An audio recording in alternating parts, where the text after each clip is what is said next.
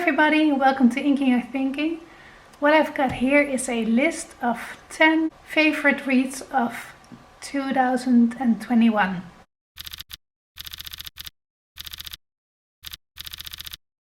It was so much fun putting this list together, and I really like this tag, not just for the individual reads, but also the combination, because it turned out to be a very eclectic list.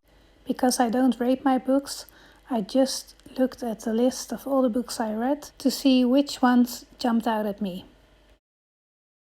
There's one book I haven't got on this list, which I read on my Kindle, and I've never talked about it before, but it might be one of my favorite reads of 2022. And that was The Adventures of the Yorkshire Shepherdess, a book by Amanda Owen.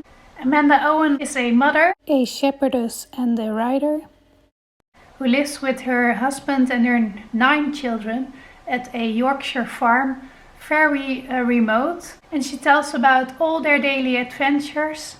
Living on the farm is dealing with the hard realities of life, both the raw and hard side of nature, the hard work, as well as the magical moments of birth, of new life, family moments, and the beauty of nature, and also, I guess, just the joy of being able to cope with challenges.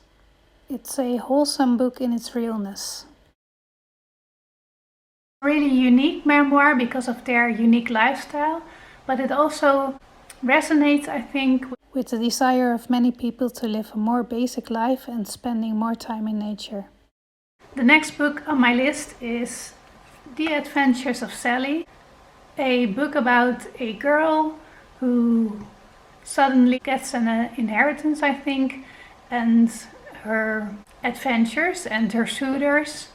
It's not so much about the story, actually. The story was really fun, but this was my first P.G. Wodehouse, and I was just so impressed with his use of language and the subtle humor in almost every sentence. It's like one brilliant thing after another, and I've no repeating authors in this stack. I did that on purpose to keep the variety, but I'm pretty sure P.G. Wodehouse is going to be a new favorite author, and since I read this book, I read 2 other books by him in 2021 who were both equally fun and just impressive in their use of language.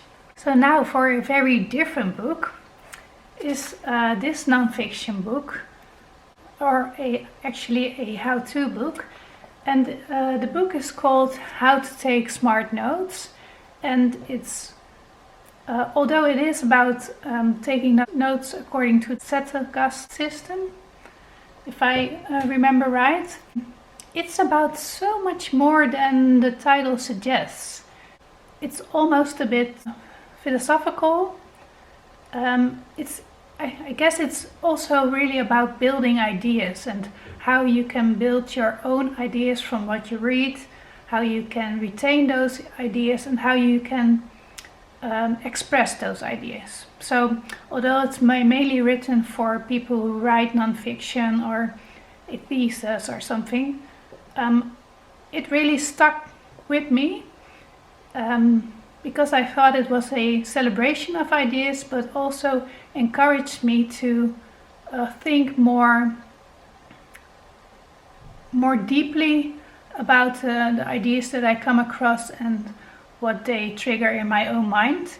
So yeah, I really enjoyed it. I know it's niche, but it's a useful book for more people than the title suggests, I think. This one is an author that is every year in part of my favorites, and that is of course Agatha Christie. If you have seen more videos by me, I read 10 Agatha Christie last year, and my favorite one was Death on the Nile.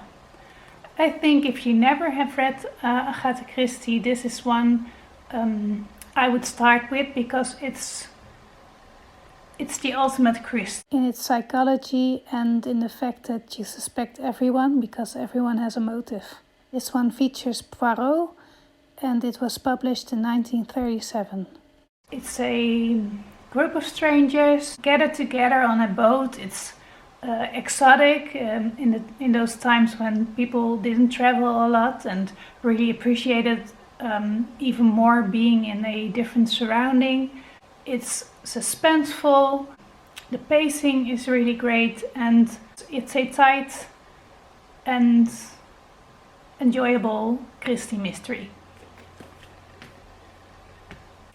And the other one is also a mystery, and it's Unnatural Death by Dorothy L. Sayers.